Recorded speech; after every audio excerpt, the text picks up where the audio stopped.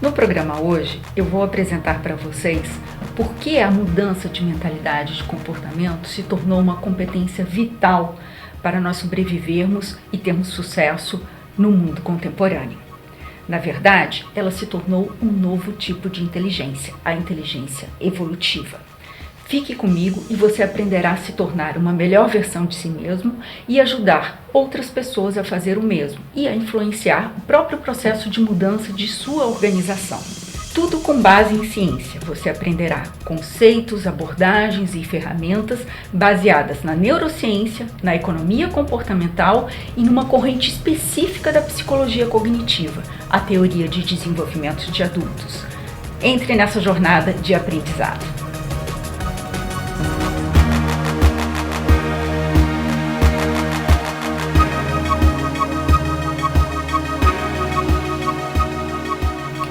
A mudança se tornou uma constante em nossas vidas.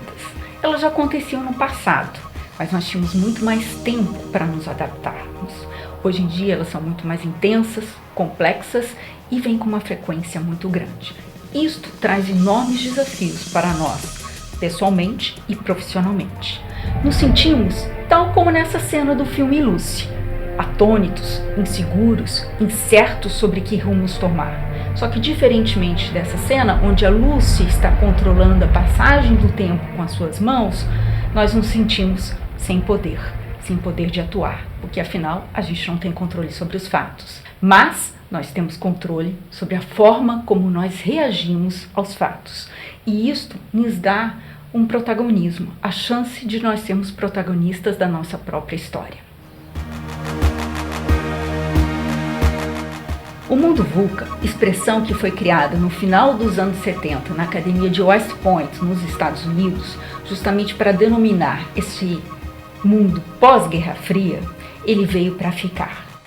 As variáveis que são tão bem sintetizadas por esta expressão, elas estão cada vez mais presentes em nossa vida, né? A volatilidade, a incerteza, a complexidade e a ambiguidade. Todas essas mudanças implicam que nós enfrentaremos cada vez mais desafios, e não só desafios técnicos, como lidar com a inteligência artificial, lidar com o mundo digital, mas sim, as mudanças estão vindo acompanhadas cada vez mais de desafios adaptativos. O que são, afinal, os desafios adaptativos?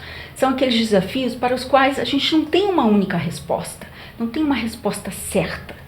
Nós temos que descobrir, co-criar essas respostas, e elas requerem mudança de mentalidade. Então, para a gente implementar um novo modelo de negócio na era digital, a gente tem que mudar a nossa mentalidade, não só a nossa, como também influenciar a mudança dos nossos times e da nossa organização.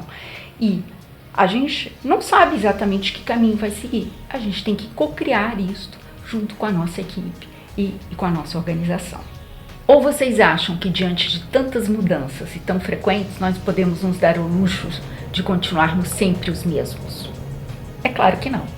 Nós também temos que mudar, temos que permanentemente nos tornarmos melhores versões de nós mesmos. E agora, muitos de vocês podem estar pensando, mas Virgínia, nossa personalidade não muda. Ao longo da nossa vida, nós vamos adquirindo mais competências, mais experiências, novos conhecimentos, mas a nossa essência não muda. Pois eu digo para vocês que a neurociência e a teoria de desenvolvimento de adultos comprovaram, através de estudos, que os adultos podem e devem mudar. Se vamos viver 120 anos nessa era da aceleração, imagine quantas vezes não teremos que mudar. Para aqueles que gostam muito dessa história da essência, eu digo para vocês, a nossa essência é muito difícil de nós alcançarmos, porque ela está recheada de coisas que não são nossas. Vem do nosso ego, vem da pressão da sociedade, vem da pressão dos nossos pais, a pressão dos nossos chefes, dos nossos amigos e da nossa sociedade. Então, nós mudamos sim, e devemos mudar a nossa própria personalidade para nós podermos sermos úteis e eficazes no mundo atual.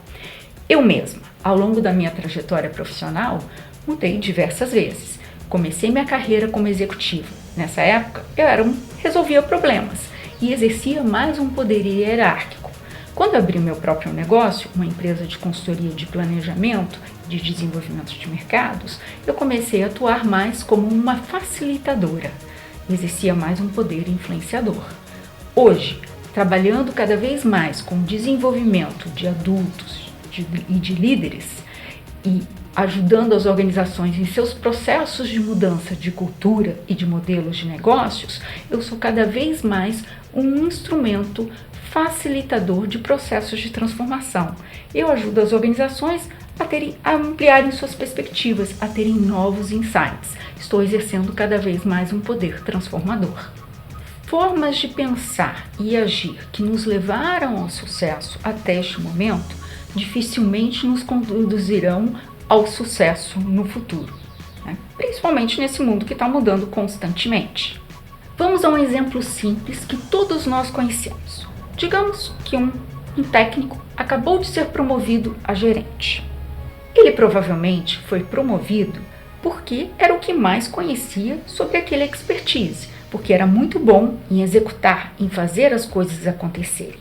Se ele continuar fazendo, sendo aquele que mais conhece do assunto, ele provavelmente não será um bom gerente. Agora ele vai ter que entender de gente, vai ter que saber como inspirar as pessoas. Isto é uma mudança e tanto para quem está acostumado a fazer e ser reconhecido pelo fazer. E envolve uma mudança de mentalidade e, por consequência, de comportamento. Ele vai ter que aprender que o valor dele não está mais em fazer, mas sim em facilitar o trabalho dos outros.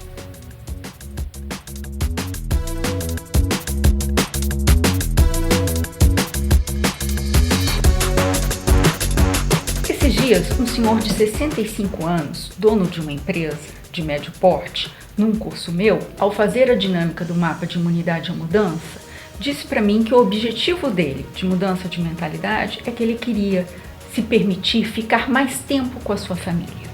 E então eu questionei, bem, afinal, por que você não fica mais tempo com a sua família? E ele me disse, bem, porque ninguém faz nada melhor do que eu dentro da empresa.